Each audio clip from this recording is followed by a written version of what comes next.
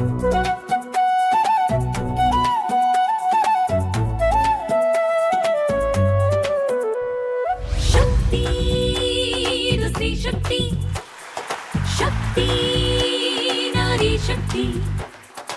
ಈ ಜಗದಲ್ಲಿ ಹೆಣ್ಣೆಂದರೆ ಪ್ರಬಲವಾದ ಶಕ್ತಿ. ಎಲ್ಲ ಕ್ಷೇತ್ರದಿ ಪುರುಷರಿಗೂ ಸಹ ಸರಿಸಮಾನ ಶಕ್ತಿ. ನುರಿತ ವೈದ್ಯೆ, ಜೀವದಾತೆ, ವೃಕ್ಷ ಮಾತೆ, ಲೋಕ ಪೂಜಿತೆ, ಅರ್ಥಶಾಸ್ತ್ರ, ಮನಃಶಾಸ್ತ್ರ, ನೀತಿಶಾಸ್ತ್ರ, ಜೀವಶಾಸ್ತ್ರ ಸಾಧನೆ ಮಾಡಿದ ಪರಾಜಿತೆ. ಬಾಹ್ಯಾಕಾಶದ ಯಾನವ ಮಾಡಿ ಇತಿಹಾಸವನ್ನೇ ಸೃಷ್ಟಿಸಿದಾಗೆ ಆರಕ್ಷಕ ಪಡೆ ಸೈನಿಕ ಪಡೆಯಲು ದೇಶವ ಕಾಯಲು ಮುನ್ನಡೆವ ಸಾಧಕಿ. ಎವರೆಸ್ಟ್ ಶಿಖರವ ಏರಿದ ಕೆಚ್ಚದೆ ಭಾಮಿನಿಯಾದವಳು. ದೀನರಿಗೆವಳು ಹರ್ಷವರ್ಧಿನಿ, ದುಷ್ಟರಿಗೆವಳು ಮಹಿಷಮರ್ದಿನಿ. ದೀನರಿಗೆವಳು ಹರ್ಷವರ್ಧಿನಿ, ದುಷ್ಟರಿಗೆವಳು ಮಹಿಷಮರ್ದಿನಿ. ಎಲ್ಲ ಕ್ರೀಡೆಗಳಲ್ಲೂ ಗೆಲುವು ಸಾಧಿಸಬಲ್ಲ, ಸಕಲ ಕಲೆಗಳಲ್ಲೂ ಪರಿಣಿತರಾದವಳು. ಸಂಗೀತ, ಸಾಹಿತ್ಯ, ಮನೋರಂಜನಾ ಕ್ಷೇತ್ರದಿ ಸಾಧನೆ ತೋರಿದ ಮಾನಿನಿ. ಶಕ್ತಿ, ಇದು ಸ್ತ್ರೀ ಶಕ್ತಿ. ಶಕ್ತಿ, ನಾರಿ ಶಕ್ತಿ.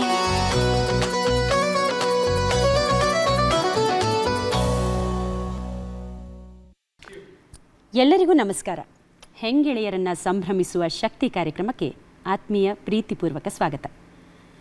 ಮಾರ್ಚ್ 8 ಅಂತಾರಾಷ್ಟ್ರೀಯ ಮಹಿಳಾ ದಿನಾಚರಣೆ. ಈ ದಿನಾಚರಣೆಯ ವೈಶಿಷ್ಟ್ಯ ನಮ್ಮನ್ನು ನಾವು ಸಂಭ್ರಮಿಸಿಕೊಳ್ಳುವ ವಿಶೇಷ. ಇಂದು ಈ ವಿಶೇಷ ದಿನದಂದು ನಾವೊಂದು ಸಂವಾದವನ್ನು ಕೂಡ ಏರ್ಪಡಿಸಿದ್ದೇವೆ. ಈ ಸಂವಾದದಲ್ಲಿ ನಮ್ಮೊಟ್ಟಿಗೆ ಭಾಗಿಯಾಗಿದ್ದಾರೆ ವಕೀಲರು ಹಾಗೂ ಧ್ವನಿ ಲೀಗಲ್ ಸಂಸ್ಥೆಯ ಸಂಸ್ಥಾಪಕಿಯಾದಂತಹ ಅಶ್ವಿನಿ ಓಬಳೇಶ್ ಅವರು. ಕಾರ್ಯಕ್ರಮಕ್ಕೆ ಪ್ರೀತಿಪೂರ್ವಕ ಸ್ವಾಗತ. ಸಂವಾದ ಅಂದಮೇಲೆ ಮಾತನಾಡಲಿಕ್ಕೆ ಜೊತೆಗೆ ವ್ಯಕ್ತಿಗಳು ಇರಬೇಕಲ್ವ? ಹಾಗಾಗಿ ನಮ್ಮ ಮಹಿಳಾ ಮಣಿಯರಿದ್ದಾರೆ, ಹಲವಷ್ಟು ಪ್ರಶ್ನೆಗಳನ್ನು ಇಟ್ಟು ಕಾತರದಿಂದ ಕಾಯ್ತಾ ಇದ್ದಾರೆ. ನಿಮ್ಮೆಲ್ಲರಿಗೂ ಪ್ರೀತಿಪೂರ್ವಕ ಸ್ವಾಗತ. ಅಶ್ವಿನಿ ಅವರೇ, ಧ್ವನಿ ಅನ್ನುವಂತಹ ಸಂಸ್ಥೆಯನ್ನು ಕಟ್ಟಿಕೊಂಡು ನೀವು ಶೋಷಿತರಿಗೆ, ದಮನಿತರಿಗೆ, ಅದರಲ್ಲೂ ಹೆಚ್ಚಾಗಿ ಮಹಿಳೆಯರಿಗೆ ಕಾನೂನಿನ ಅರಿವು ಮತ್ತು ನೆರವು ಎರಡನ್ನೂ ನೀಡ್ತಾ ಬಂದಿದ್ದೀರಾ, ಅದು ಉಚಿತವಾಗಿ. ಕಾನೂನಾತ್ಮಕವಾಗಿ ಸಮಗ್ರವಾಗಿ ಎಷ್ಟು ಜನಕ್ಕೆ ನಿಜವಾಗ್ಲೂ ನ್ಯಾಯ ಸಿಗ್ತಾ ಇದೆ, ಅಥವಾ ಎಷ್ಟು ಜನ ಬರ್ತಾ ಇದ್ದಾರೆ ನಿಜವಾಗ್ಲೂ ತಮಗೆ ಸಮಸ್ಯೆ ಆಗಿದೆ ಅಂತ ತೋಡ್ಕೊಂಡು ಎಷ್ಟು ಜನ ಬರ್ತಾ ಇದ್ದಾರೆ? ಧನ್ಯವಾದಗಳು. ತುಂಬ ಒಳ್ಳೆಯ ಪ್ರಶ್ನೆ ಕೇಳಿ ಪ್ರಾರಂಭ ಮಾಡಿದ್ದೀರಾ. ಸೊ ಇದುವರೆಗೂ ನಮಗೆ ಜನ ಕೇಳುವಂಥ ಪ್ರಶ್ನೆ ಏನಂದರೆ, ಈ ಕಾಲಕ್ಕೂ 21ನೇ ಶತಮಾನದಲ್ಲೂ ಮಹಿಳೆಯರಿಗಾಗಿ ಏನಕ್ಕೆ ಸ್ಪೆಷಲ್ ಕಾನೂನು? ನೀವು ಯಾವ ರೀತಿಲಿ ಸ್ಪೆಷಲ್ಲು? ಯಾಕೆ ನಾವು ಮಹಿಳೆಯರಿಗಾಗಿಯೇ ಒಂದು ಕಾನೂನು ಮಾಡ್ತಾ ಇದ್ದೀವಿ? ನಮ್ಮ ಸಂವಿಧಾನ ಹೇಳುತ್ತಲ್ವ ಎಲ್ಲರೂ ಸಮಾನರು ಅಂತ. ಆದರೆ ಇವತ್ತಿಗೂ ಸಹ ನಾವು national crime records bureau data ನೋಡಿದ್ರೆ, ಅದು ಗೌರ್ಮೆಂಟ್ ಡೇಟಾ ನೋಡಿದ್ರೆ ಕ್ರೈಮ್ಸ್ ಅಗೇನ್ಸ್ಟ್ ವಿಮೆನ್, ಮಹಿಳೆಯರ ಮೇಲೆ ಅತ್ಯಾಚಾರ ಇರ್ಬೋದು, ಅನಾಹುತಗಳು, ಬೇರೆ ಬೇರೆ ರೀತಿಯ ದೌರ್ಜನ್ಯಗಳು, ಅದು ದಿನನಿತ್ಯ ಬೆಳೀತಾನೆ ಇದೆ. ಈಗ ಹಾಗಾಗಿ ನಮಗೆ ಇನ್ನೂ ಸ್ಪೆಷಲ್ ಸ್ಟ್ಯಾಟ್ಯೂಟ್ಸ್ ಬೇಕು, ಇನ್ನೂ ವಿಮೆನ್ಸ್ ರಿಸರ್ವೇಷನ್ ಬೇಕು, ಇನ್ನೂ ತುಂಬ ರೀತಿಯ ಅನುಕೂಲಗಳು ಮತ್ತು ಪಾಲಿಸೀಸ್ಗಳು ಬೇಕು.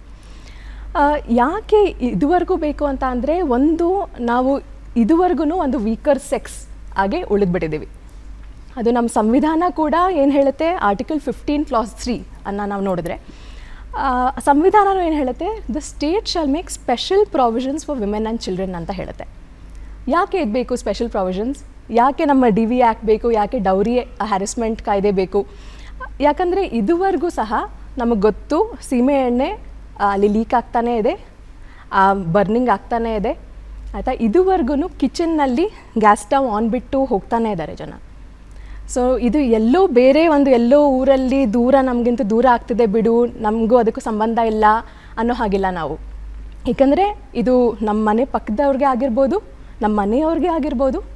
ಓಕೆ, ಇದುವರೆಗೂ ಸಹ ನಮ್ಮ ಕ್ಲೈಂಟ್ಸು ನಮ್ಮ ಆಫೀಸ್ಗೆ ಬಂದಾಗ ಮೋಸ್ಟ್ ಆಫ್ ಆರ್ ಕ್ಲೈಂಟ್ಸ್ ಮಹಿಳೆಯರಾಗಿದ್ದಾರೆ. ಆ್ಯಂಡ್ ಇದುವರೆಗೂ ಸಹ ಅವರು ಬಂದು ಕೇಳೋದು, ನನ್ನ ಗಂಡ ನನ್ನ ಹೊಡಿತಾ ಇದ್ದಾನೆ, ಮಕ್ಕಳಿಗೆ ಸ್ಕೂಲ್ ಫೀ ಕಟ್ಟಬೇಕು, ನೆಕ್ಸ್ಟ್ ಮಂತು ಕಟ್ಟಿಲ್ಲ ಅಂದರೆ, ಸ್ಕೂಲ್ ಫೀ ಕಟ್ಟಿಲ್ಲ ಅಂದರೆ ಎಕ್ಸಾಮ್ ಬರೆಯೋಕ್ಕೆ ಬಿಡಲ್ಲ. ಸೊ ಈ ಸಮಸ್ಯೆಗಳು ಇನ್ನೂ ಇದೆ. ಸೊ ಒಂದು ರೀತಿಯಲ್ಲಿ ನಾವು ಮಹಿಳೆಯರು ಮುನ್ನುಗ್ತಾ ಹೋಗ್ತಾ ಇದ್ದೀವಿ. ಎಲ್ಲ ಕ್ಷೇತ್ರಗಳಲ್ಲೂ ನಾವು ಸರಿಸಮಾನ. ಏರ್ಫೋರ್ಸಲ್ಲಿ ಇದ್ದೀವಿ, ಆರ್ಮಿಯಲ್ಲಿ ಮೊನ್ನೆ ಸುಪ್ರೀಂ ಕೋರ್ಟ್ ಜಜ್ಮೆಂಟ್ ಪ್ರಕಾರ ಆರ್ಮಿಯಲ್ಲೂ ಕೂಡ ಸಮಾನತೆ ಇದೆ ಅಂತ ಬಂದಿದೆ. ಅದು ಒಂದು ಕಡೆ ಇದು, ಇನ್ನೊಂದು ಕಡೆ ಅದೇ ಅತ್ಯಾಚಾರ, ಅದೇ ದೌರ್ಜನ್ಯ ನಡೀತಾ ಇದೆ. ಸೊ ಒಂದು ನಾವು ಯಾಕೆ ಸಮಾಜದಲ್ಲಿ ಹಿಂಗೆ ನಡೀತಾ ಇದೆ ಅನ್ನೋದನ್ನು ಗುರ್ತಿಸ್ಕೊಂಡು ಹೋಗ್ತಾ ಇದ್ದರೆ, ನೀವು ಕೇಳಿದ್ದು ಎರಡನೇ ಪ್ರಶ್ನೆ, ಮಹಿಳೆ ಇನ್ನೂ ಇದುವರೆಗೂ ಮುಂದೆ ಬರ್ತಾ ಇದ್ದಾರಾ ಅನ್ನೋ ಪ್ರಶ್ನೆ ಬರುತ್ತೆ. ಈಗ ಮೊದಲನೇದಾಗಿ ಒಂದು ಕ್ರೈಮ್ ನಡೆದಿದೆ ಅಥವಾ ಒಂದು ದೌರ್ಜನ್ಯ ನಡೆದಿದೆ, ಯಾರಿಗೆ ಆಗಿರ್ಬೋದು, ಮಹಿಳೆಯರಿಗೆ ಅಂತ ತಗೊಳ್ಳೋಣ.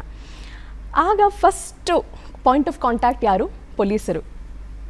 ಸೊ ನಮಗೆ ಎಷ್ಟು ಜನ ಗೊತ್ತಿದ್ದಾರೆ ಪೊಲೀಸ್ ಸ್ಟೇಷನ್ಗೆ ಹೋಗಿ ಅವರ ಸಮಸ್ಯೆಗಳನ್ನು ಹೇಳ್ಕೊಂಡು ಒಂದು FIR ಸಕ್ಸಸ್ಫುಲ್ಲಿ ರಿಜಿಸ್ಟರ್ ಮಾಡಿರೋ ಅಂಥ ಎಷ್ಟು ಮಹಿಳೆಯರು ಗೊತ್ತಿದ್ದಾರೆ? ಅದು ಫಸ್ಟ್ ಪ್ರಶ್ನೆ. ಎರಡನೇ ಪ್ರಶ್ನೆ, ನಮ್ಮ ತಂದೆ ತಾಯಿಯರೇ, ನಮ್ಮ ರಿಲೇಟಿವ್ಸೇ ಬಂದು ಹೇಳ್ತಾರೆ, ಅವಮಾನ ಆಗ್ಬಿಡುತ್ತಮ್ಮ, ನಮ್ಮ ಕುಟುಂಬಕ್ಕೆ ಘನತೆಗೆ ಧಕ್ಕೆ ಉಂಟಾಗುತ್ತೆ, ಸ್ವಲ್ಪ ಸುಮ್ಮನೆ ಇದ್ಬಿಡು. ಹಾಗೆ ನಾವು ಒಂದು ಪ್ಯಾರಲಲ್ ತೊಗೊಂಡ್ರೆ ಮಕ್ಕಳು, ಇವತ್ತಿಗೂ ಸಹ ಪಾಕ್ಸೋ ಕಾಯ್ದೆ ಏನಕ್ಕೆ ಬಂತು? ರೈಟ್, ಚೈಲ್ಡ್ ಸೆಕ್ಷುವಲ್ ಅಬ್ಯೂಸ್ ಅನ್ನೋದು ಇನ್ನೂ ನಡೀತಾ ಇದೆ. ಆ್ಯಂಡ್ ಸ್ಟ್ಯಾಟಿಸ್ಟಿಕ್ಸ್ ಪ್ರಕಾರ ಚೈಲ್ಡ್ ಸೆಕ್ಷುವಲ್ ಅಬ್ಯೂಸ್ ಯಾರು ಮಾಡ್ತಾ ಇದ್ದಾರೆ? ಮಕ್ಕಳಿಗೆ ಗೊತ್ತಿರೋರೇ ಮಾಡ್ತಾ ಇದ್ದಾರೆ, ತುಂಬ ಹತ್ತಿರದ ಸಂಬಂಧಿಗಳೇ ಮಾಡ್ತಾ ಇದ್ದಾರೆ. ಸೊ ಆಗ ಫಸ್ಟು ರಿಯಾಕ್ಷನ್ ಏನು? ಮನೆಯಲ್ಲಿ ಈ ಥರ ಗೊತ್ತಾದ, ಫಸ್ಟ್ ಆಫ್ ಆಲ್ ಅದು ಹೊರ ಬರೋದೇ ಒಂದು 10 ವರ್ಷ ಆದಮೇಲೆ ಬರುತ್ತೆ. ಬಿಕಾಸ್ ನಾನು 8 ವರ್ಷ ಮಗು ಇದ್ದಾಗ ನನ್ನ ಮೇಲೆ ಏನಾದರೂ ಅತ್ಯಾಚಾರ ಆಗಿದ್ದರೆ ನನಗೆ ಅದು ಅತ್ಯಾಚಾರ ಅನ್ನೋದೇ ನಂಗೆ ಗೊತ್ತಿರಲ್ಲ first of all, right. And 10 ವರ್ಷ ಆದಮೇಲೆ ನಾನು ಬಂದು ಈಗ ನಾನು FIR ಹಾಕ್ತೀನಿ ಅಂತ ಹೋದರೆ ಕಾನೂನು ಅದಕ್ಕೆ ಬಿಡಲ್ಲ. ಏಕೆಂದರೆ 10 ವರ್ಷದಿಂದ ಈಗ ಮೀಟು ಮೂವ್ಮೆಂಟ್ ನಾವು ನೋಡಿದ್ವಿ. ಸೊ ನಾನು ಏನಕ್ಕೆ ಮಕ್ಕಳು ಮತ್ತು ಮಹಿಳೆ ಎರಡೂ ಒಟ್ಟಿಗೆ ತರ್ತಾ ಇದ್ದೀನಿ ಅಂದರೆ, ನಾವು ಒಂದು ರೀತಿ ನಾವು ವೀಕರ್ ಸೆಕ್ಸೇ, ದಮನಿತ ಶೋಷಿತ ವರ್ಗಗಳೇ ಇನ್ನೂ ಉಳಿದ್ಬಿಟ್ಟಿದ್ದೀವಿ ನಾವು ಹಾಗೆ. ಸೊ ಇವತ್ತಿಗೂ ಸಹ ಕಾನೂನು ಚೌಕಟ್ಟು ಎಷ್ಟು ಸ್ಟ್ರಾಂಗ್ ಆಗಿದೆ, ಕಾನೂನುಗಳಿವೆ, 100% ಸ್ಪೆಷಲ್ ಸ್ಟ್ಯಾಟ್ಯೂಟ್ಸ್ ಇದೆ, ತುಂಬ ಒಳ್ಳೆ ಕಾನೂನುಗಳೇ ಇದೆ.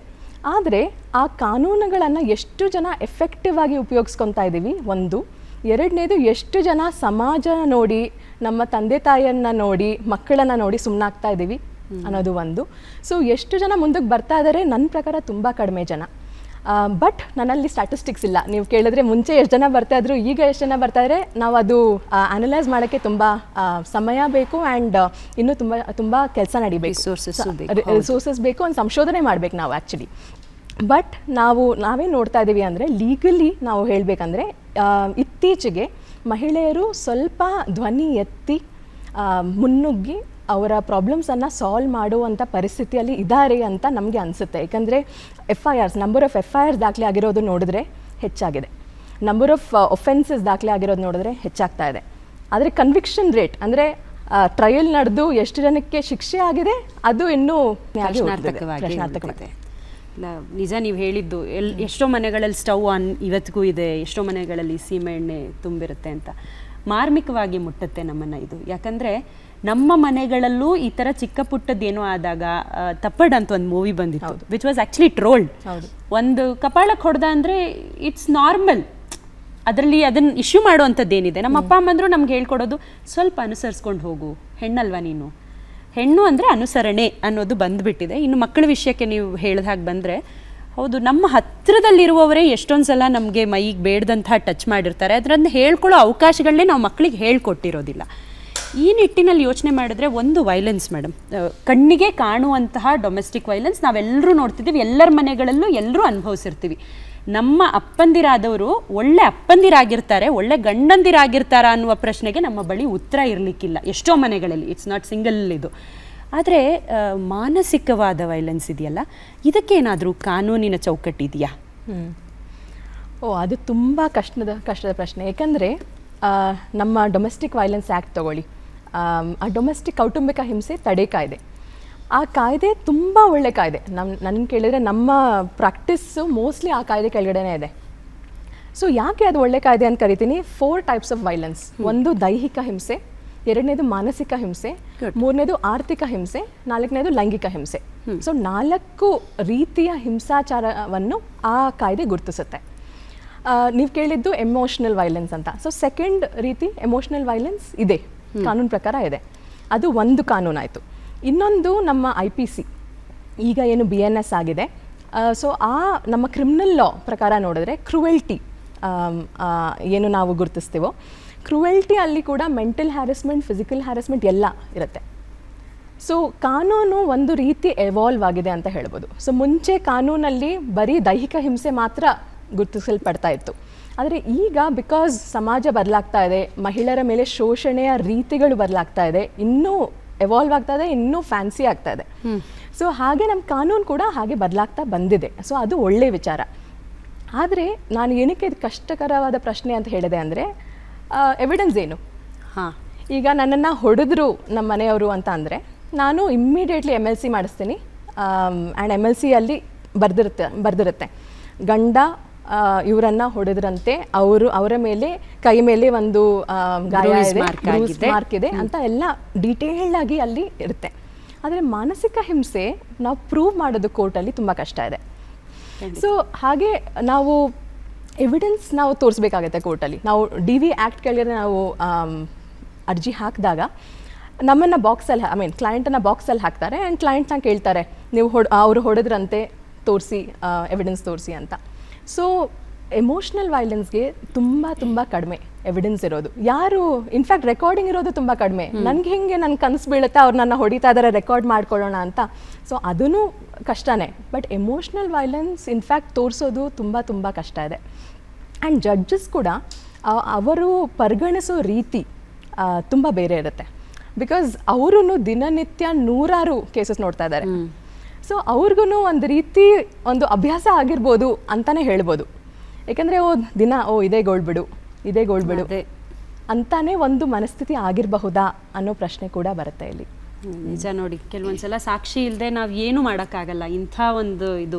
ಆಮೇಲೆ ನೀವು ಇಂಟೆಲೆಕ್ಚುಯಲ್ ಅಂದಾಗ ಒಂದು ಮಾತು ನೆನಪಾಯಿತು, we are all tagged with this name beauty with brains ಅಂತ, which is actually a nuisance ಅನ್ಸೋದು ನನಗೆ. Because beauty with a purpose is fine, but ಆ ಬ್ರೈನ್ ಇದೆ, ಬ್ಯೂಟಿ ಇದೆ, why do you correlate it ಅಂತ. ವಿ ಆರ್ ಆಲ್ ಹೀಗೆ ಬೆಳ್ಕೊಂಬಂದಿದ್ದೀವಿ, ಏನೋ ಒಂಥರ ಇದೆಲ್ಲ ಸರಿನೇನೋ ಅನ್ನುವ ಮಟ್ಟಕ್ಕೆ ಬೆಳೆದು ಬಿಟ್ಟಿದ್ದೀವಿ ಅಂತ ಅನಿಸುತ್ತೆ. ನನ್ನ ಮುಂದಿನ ಪ್ರಶ್ನೆಗಳಿಗೆ ಹೋಗಲಿಕ್ಕಿಂತ ಮುಂಚೆ ನಮ್ಮ ವೀಕ್ಷಕರಿಂದ ಪ್ರಶ್ನೆಗಳನ್ನು ಕೇಳೋಣ. ಮೊದಲನೇ ಪ್ರಶ್ನೆಯನ್ನು ಡಾಕ್ಟರ್ ಅನುರಾಧ ಅವರು, she is into this MLS and she has a very vast kind of question. ಕೇಳಿ ಮೇಡಮ್.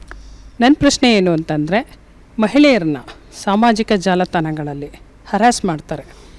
ನೀವು ಹೇಳ್ದಂಗೆ, ಮೇಡಮ್ ಹೇಳ್ದಂಗೆ ಮಾನಸಿಕವಾಗೂ ಹರಾಸ್ ಮಾಡ್ತಾರೆ, ಏನು ಕಾಮೆಂಟ್ಗಳನ್ನ ಹಾಕಿಬಿಟ್ಟು, ಆಮೇಲೆ ಈಗ AI ಬಂದಿದೆ, AI ಮೂಲಕನೂ ಹರಾಸ್ ಮಾಡ್ತಾ ಇದ್ದಾರೆ.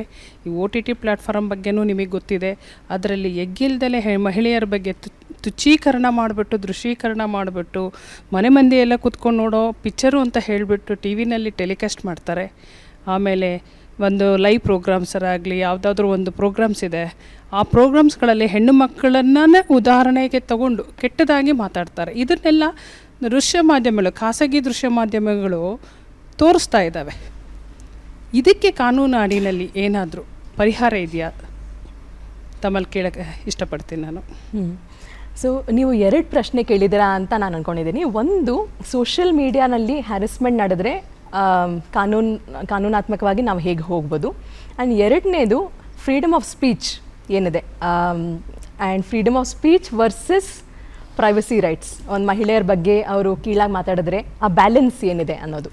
ಸೊ ಮೊದಲನೇದಾಗಿ ಸೋಷಿಯಲ್ ಮೀಡಿಯಾ ಅಲ್ಲಿ ಹ್ಯಾರಸ್ಮೆಂಟ್ ಏನಾದರೂ ನಡೆದರೆ ಕಾನೂನು ತುಂಬ ಕ್ಲಿಯರ್ ಆಗಿದೆ. ಒಂದು IPC ಅಲ್ಲೇ ಅಥವಾ ಈಗ BNS ಅಲ್ಲೇ ಕೆಲವು ಸೆಕ್ಷನ್ಸ್ ಇದೆ, ಆನ್ಲೈನ್ ಹ್ಯಾರಸ್ಮೆಂಟ್ ಅಂತಾನೆ ಸೆಕ್ಷನ್ಸ್ ತಂದಿದ್ದಾರೆ. ಸೊ ಇನ್ಫ್ಯಾಕ್ಟ್ ನಾವು ಪೋಸ್ಟ್ ನಿರ್ಭಯ ಕಾಲದಲ್ಲಿ ನೋಡಿದ್ರೆ ಒಂದು ಕ್ರಿಮಿನಲ್ ಲಾ ಅಮೆಂಡ್ಮೆಂಟ್ ಬಂತು. ಅಲ್ಲೇ ಸ್ಟಾಕಿಂಗ್, ಸೆಕ್ಷುವಲ್ ಹ್ಯಾರಸ್ಮೆಂಟ್ ಇವೆಲ್ಲ ಕೂಡ ಹೊಸ ಸೆಕ್ಷನ್ಸ್ ಆಗಿ ತಂದರು. ಸೊ ಈಗ ಆ ಸೆಕ್ಷನ್ಸ್ ಕೂಡ BNS ಅಲ್ಲೇ ಈಗ ಟ್ರಾನ್ಸ್ಲೇಟ್ ಆಗಿದೆ. ಸೊ ಒಂದು IPC ಕೆಳಗಡೆ ನಮ್ಮ ಕ್ರಿಮಿನಲ್ ಸ್ಟ್ಯಾಟ್ಯೂಟ್ಸ್ ಏನಿದೆ ಅದರ ಕೆಳಗಡೆ ಡೆಫಿನೆಟ್ಲಿ ಪನಿಷ್ಮೆಂಟನ್ನು ಹೇಳಿದ್ದಾರೆ. ಎರಡನೇದಾಗಿ IT ಆ್ಯಕ್ಟ್ ಇದೆ, IT act 2000, information technology act 2000. ಈ ಆ್ಯಕ್ಟಲ್ಲಿ ಹಲವಾರು ಪ್ರಾವಿಷನ್ಸ್ ಇದೆ. ಆನ್ಲೈನ್ ಹ್ಯಾರಸ್ಮೆಂಟ್ ನಡೆದರೆ ಏನು ಮಾಡ್ಬೋದು, ಆನ್ಲೈನ್ ಫೇಕ್ ಪ್ರೊಫೈಲ್ಸ್ ಇಂದ ಹ್ಯಾರಸ್ಮೆಂಟ್ ಆದರೆ ಏನು ಮಾಡ್ಬೋದು, ಅಥವಾ ಆನ್ಲೈನ್ ಫ್ರಾಡ್ ಆದರೆ ಯಾವ ರೀತಿ ಪನಿಷ್ಮೆಂಟ್ಸ್ ಇರುತ್ತೆ. ಸೊ ಕಾನೂನು ಚೌಕಟ್ಟು ತುಂಬ ಕ್ಲಿಯರ್ ಇದೆ. ಆದರೆ ನೆಕ್ಸ್ಟ್ ಸ್ಟೆಪ್ ಏನು? ಸಪೋಸ್ ನಾನು ಇವತ್ತು ಒಂದು ಫೇಸ್ಬುಕ್ಕಲ್ಲಿ ನನ್ನ ಪ್ರೊಫೈಲ್ ಪಿಕ್ಚರ್ ಹಾಕಿದೆ, ಯಾರೋ ತುಂಬ ಕೆಟ್ಟ ರೀತಿಯಲ್ಲಿ, ಅಶ್ಲೀಲ ರೀತಿಯಲ್ಲಿ ಅಲ್ಲಿ ಕಾಮೆಂಟ್ ಮಾಡಿದ್ದಾರೆ. ಸೊ ನೆಕ್ಸ್ಟ್ ಸ್ಟೆಪ್ ಏನು ಅಂತ ಬಂದಾಗ, ಒಂದು ನಾವು ಅದನ್ನು ರಿಪೋರ್ಟ್ ಮಾಡಬೇಕಾಗತ್ತೆ. ಆ್ಯಂಡ್ ಫೇಸ್ಬುಕ್ ಅದು ಯಾವ ಪ್ಲ್ಯಾಟ್ಫಾರ್ಮ್ ಇದೆಯೋ ಅದು ಅಲ್ಲಿ. ಸೊ ಆ ಪ್ಲ್ಯಾಟ್ಫಾರ್ಮ್ ಅಲ್ಲಿ ಗೈಡ್ಲೈನ್ಸ್ ಇರುತ್ತೆ. ಆ ಗೈಡ್ಲೈನ್ಸ್ ವಿರುದ್ಧ ಈ ಕಾಮೆಂಟ್ ಇದೆ ಅಂತ ಹೇಳಿ ನಾವು ರಿಪೋರ್ಟ್ ಮಾಡಿ, ರಿಪೋರ್ಟ್ ಅಬ್ಯೂಸ್ ಅಂತಲೇ ಒಂದು ಆಪ್ಷನ್ ಇದೆ. ಸೊ ಆ ರಿಪೋರ್ಟ್ ಅಬ್ಯೂಸ್ ಮಾಡಿ ನಾವು ಆ ಕಾಮೆಂಟ್ ಯಾರು ಹಾಕಿದಾರೋ ಆ ಅಕೌಂಟ್ನ ನಾವು ಬ್ಲಾಕ್ ಮಾಡಿಸ್ಬೋದು. ಸೊ ಒಂದದು. ಎರಡನೇದು, ಆನ್ಲೈನ್ ಇನ್ನೂ ಹ್ಯಾರಸ್ಮೆಂಟ್ ನಡೀತಾ ಇದೆ ಅಂದರೆ ಅದು ಸೈಬರ್ ಅಪರಾಧ. ಸೊ ನಮ್ಮ ಜುರಿಸ್ಟಿಕ್ಷನಲ್ ಪೊಲೀಸ್ ಸ್ಟೇಷನ್ ಏನಿದೆ, ನಮ್ಮ ಮನೆಯ ಸರಿಹದ್ದಿನಲ್ಲಿ ಯಾವ ಪೊಲೀಸ್ ಸ್ಟೇಷನ್ ಇದೆಯೋ ಆ ಪೊಲೀಸ್ ಸ್ಟೇಷನ್ಗೆ ಹೋಗಿ ನಾವು FIR ಅನ್ನು ಕೂಡ ದಾಖಲೆ ಮಾಡ್ಬೋದು. ಸೊ ಇದು ಆನ್ಲೈನ್ ಹ್ಯಾರಸ್ಮೆಂಟ್ ಬಗ್ಗೆ ಕಾನೂನಿನ ಚೌಕಟ್ಟು. ಎರಡನೇದಾಗಿ ನೀವು ಕೇಳಿದ್ದು ಅದು ಅಗೇನ್ ನಾ ಆಗಲೇ ಹೇಳ್ತಿರೋ ಹಾಗೆ ಒಂದು PhD ಟಾಪಿಕ್ ಅದು. ಏಕೆಂದರೆ ಒಂದು ಕಡೆ ನಮ್ಮ ಸಂವಿಧಾನ ಹೇಳುತ್ತೆ, ಆರ್ಟಿಕಲ್ 19(1)A ಅಲ್ಲಿ freedom of speech and expression, ಅಂದರೆ ವಾಕ್ ಮತ್ತು ಅಭಿವ್ಯಕ್ತಿ ಸ್ವಾತಂತ್ರ್ಯ ಎರಡೂ ಇದೆ. ಸೊ ನಾನು ಬರೀ ಮಾತಿನ ಮುಖಾಂತರ ಅಲ್ಲ, ನಾನು ನನ್ನ ಎಕ್ಸ್ಪ್ರೆಷನ್ಸ್ ಮುಖಾಂತರ, ನನ್ನ ಡಾನ್ಸ್ ಮುಖಾಂತರ, ನನ್ನ ಸಾಂಗ್ಸ್ ಮುಖಾಂತರ ನನ್ನ ಅಭಿಪ್ರಾಯವನ್ನು ವ್ಯಕ್ತಪಡಿಸ್ಬೋದು. ಕಂಪ್ಲೀಟ್ ಹಕ್ಕಿದೆ ನನಗೆ. ಆದರೆ 19(1)A ಏನಿದೆ ಅದು ಅಬ್ಸಲ್ಯೂಟ್ ರೈಟ್ ಅಲ್ಲ.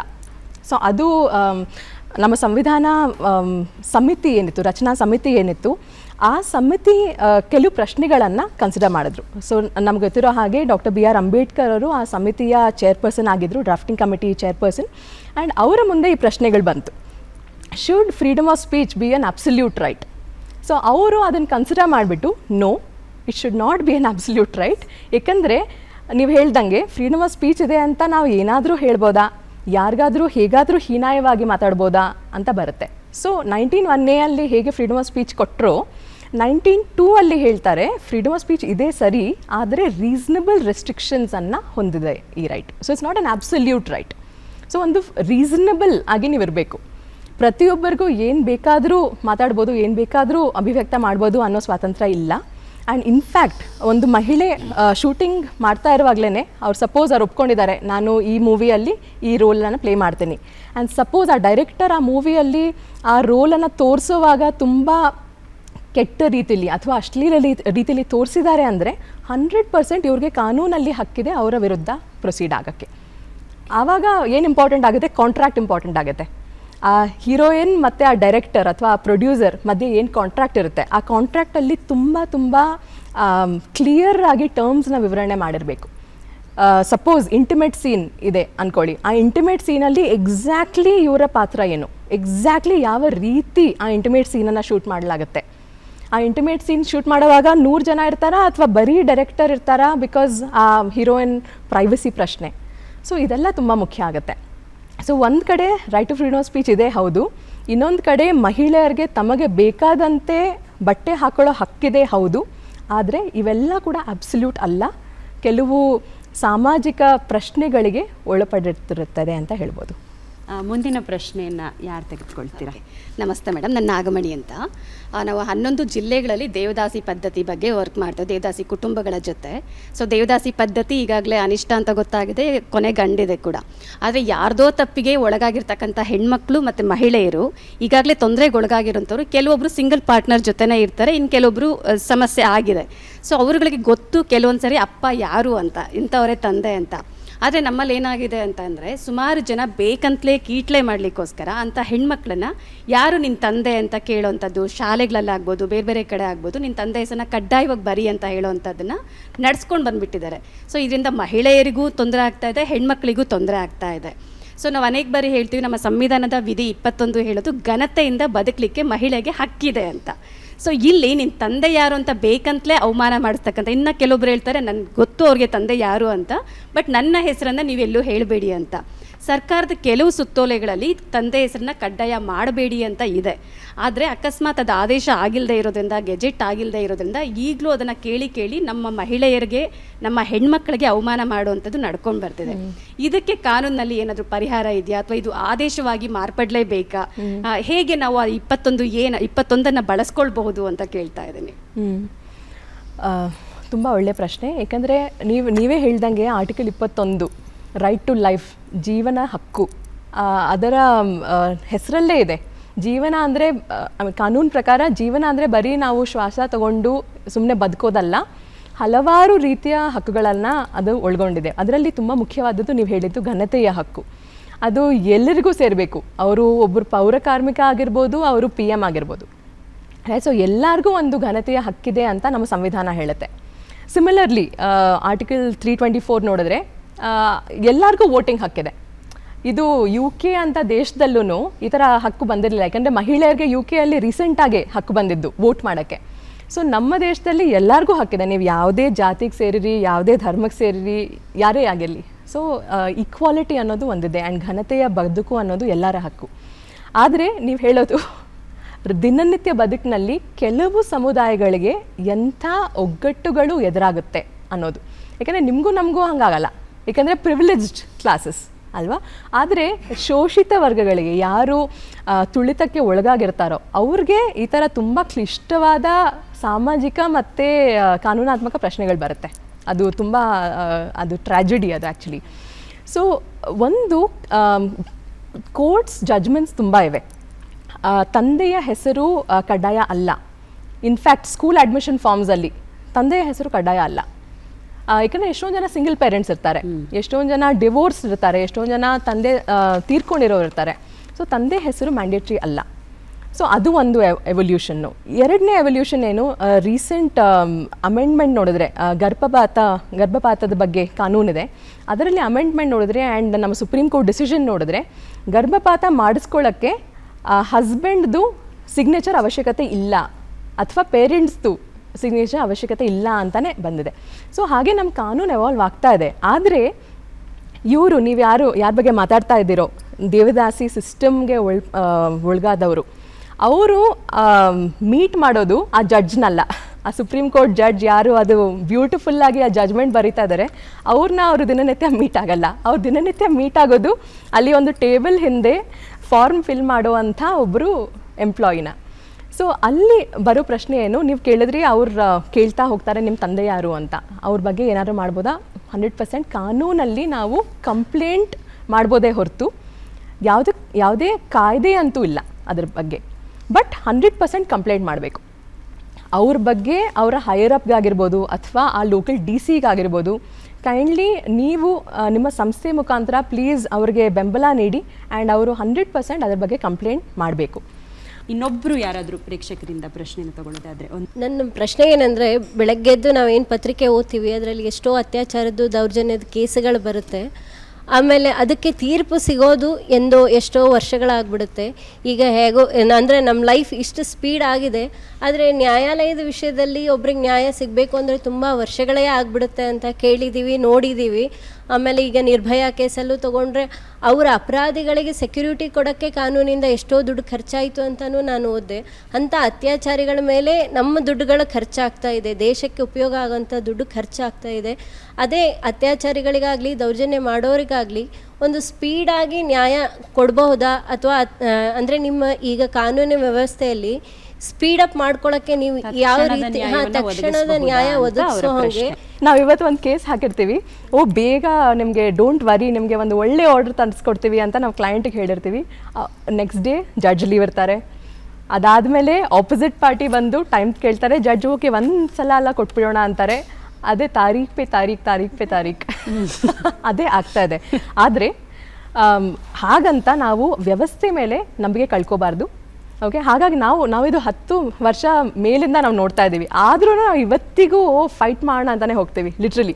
ಯಾಕಂದರೆ ನಮಗೆ ಗೊತ್ತಿದೆ ಸಿಸ್ಟಮ್ ಸ್ವಲ್ಪ ಫೇಲಿಯರ್ ಅಂತ ಹೇಳಲ್ಲ ನಾನು, ಸಿಸ್ಟಮಲ್ಲಿ ಪ್ರಾಬ್ಲಮ್ಸ್ ಇದೆ, ಲ್ಯಾಕ್ಯೂನೇಸ್ ಇದೆ 100%. ಸಿಸ್ಟಮಲ್ಲಿ ಲ್ಯಾಕ್ಯೂನೇಸ್ ಇದೆ. ಬಟ್ ಆ ಲ್ಯಾಕ್ಯೂನೆಯಿಂದ ಹೆಂಗಪ್ಪ ನಾನು ಬಾಳಲಿ ಅಂತ ಪರಿಸ್ಥಿತಿ ಇಲ್ಲ. ಆ ಸಿಸ್ಟಮನ್ನೇ ನಾವು ಬಳಸ್ಕೊಂಡು ನಮ್ಮ ರೈಟ್ಸನ್ನು ನಾವು ಪಡ್ಕೋಬೇಕಾಗಿದೆ. ಸೊ ನೀವು ಹೇಳಿದ್ರಿ ಎಷ್ಟೋ ಕೇಸಸ್ಸು, ಎಷ್ಟೋ ಪೆಂಡೆನ್ಸಿ ಇದೆ ಅಂತ.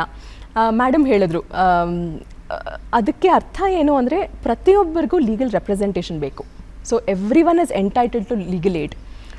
ರೇಪಿಸ್ಟೇ ಆಗಿರಲಿ, ಟೆರರಿಸ್ಟೇ ಆಗಿರಲಿ, ಎಷ್ಟೇ ದೊಡ್ಡ ಅಪರಾಧ ಮಾಡಿರಲಿ, ಅನ್ಫಾರ್ಚುನೇಟ್ಲಿ ಆರ್ ಫಾರ್ಚುನೇಟ್ಲಿ ಕಾನೂನು ಏನು ಹೇಳುತ್ತೆ, ಎಲ್ಲರಿಗೂ ಲಾಯರ್ ಬೇಕು. ನಾನು ಇವ್ರನ್ನ ರೆಪ್ರೆಸೆಂಟ್ ಮಾಡೋಕ್ಕಾಗಲ್ಲ ಅಂತ ನಾನು ಹೇಳೋಕ್ಕಾಗಲ್ಲ, ಯಾಕಂದರೆ ಆ ಲೀಗಲ್ ಎಥಿಕ್ಸ್ ವಿರುದ್ಧ ಅದು.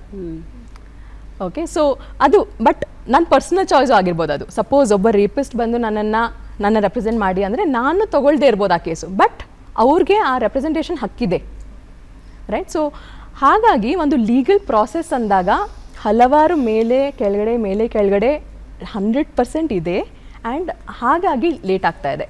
But instant remedy, instant justice is terrible. ನೀವು ಮಹಿಳೆಯರಿಗೆ ಒಂದೆರಡು ಮಾತುಗಳಲ್ಲಿ ಕಾನೂನನ್ನು ಹೇಗೆ ಬಳಸ್ಕೊಳ್ಬೇಕು ಅಂತ ಹೇಳಲಿಕ್ಕೆ ಇಷ್ಟಪಡ್ತೀರಾ? ಓಕೆ, ಮೊದಲನೇದಾಗಿ ಕಾನೂನು ಅರಿವು ಇರೋದು ತುಂಬ ಮುಖ್ಯ. ಹಾಗಾಗಿ ನಮ್ಮ ಸಂಸ್ಥೆ ನಾವು ಕಾನೂನು ನೆರವು ಮಾಡ್ತಾರ ಅಲ್ಲ, ಕಾನೂನು ಅರಿವು ಕೂಡ ನೀಡ್ತಾ ಇದ್ದೀವಿ. ಯಾಕಂದರೆ ನಮ್ಮ ಹಕ್ಕುಗಳ ಬಗ್ಗೆ ಗೊತ್ತೇ ಇಲ್ಲ ಅಂದರೆ, ಅವ್ರು ಹೇಳಿದ್ರು ಆರ್ಟಿಕಲ್ 21 ಅಂತ. ಆರ್ಟಿಕಲ್ 21 ಅವ್ರಿಗೆ ಗೊತ್ತಿದೆ, ಹಾಗಾಗಿ ಅವರು ಹೋಗಿ ನನಗೆ ಘನತೆಯ ಹಕ್ಕಿದೆ ಅಂತ ಹೇಳ್ತಾ ಇದ್ದಾರೆ. ಬಟ್ ಎಷ್ಟೋ ಮಹಿಳೆಯರಿಗೆ ಸಪೋಸ್ ಅಲ್ಲಿ ನಮ್ಮ ರೋಡ್ನಲ್ಲಿ ಹಣ್ಣು ಹಂಪಲು ಮಾರಾಟ ಮಾಡೋ ಮಹಿಳೆಯರಿಗೆ ಅವ್ರಿಗೆ ಅವ್ರ ಹಕ್ಕು ಗೊತ್ತಿಲ್ಲ ಅಂದರೆ ಅವರು ಕೋರ್ಟ್ ಬಾಗಿಲನ್ನು ತಟ್ಟೋ ಸಾಧ್ಯತೆ ತುಂಬ ಕಡಿಮೆ. ಹೌದು, ಅಫ್ಕೋರ್ಸ್ ಕೆಲವು ಮಕ್ಕಳಿಗೆ ಒಂದು ನ್ಯಾಯದ ಒಂದು ಪರಿಕಲ್ಪನೆ ಇರುತ್ತೆ ಅಂತ ಹೇಳ್ತಾರೆ, ಆ ಥರ ಇರ್ಬೋದೇನೋ, ವೆರಿ ರೂಡಿಮೆಂಟ್ರಿ ಆಗಿ ಇರ್ಬೋದೇನೋ. ಆದರೆ ನಮ್ಮ ಹಕ್ಕುಗಳ ಬಗ್ಗೆ, ನಮ್ಮ ಸಂವಿಧಾನದ ಬಗ್ಗೆ, ನಮ್ಮ ಕಾನೂನಿನ ಬಗ್ಗೆ ಅರಿವಿಲ್ಲ ಅಂದರೆ ಅವರ ಹಕ್ಕುಗಳನ್ನು ಜಾರಿಗೊಳಿಸೋದು ತುಂಬ ಕಷ್ಟ.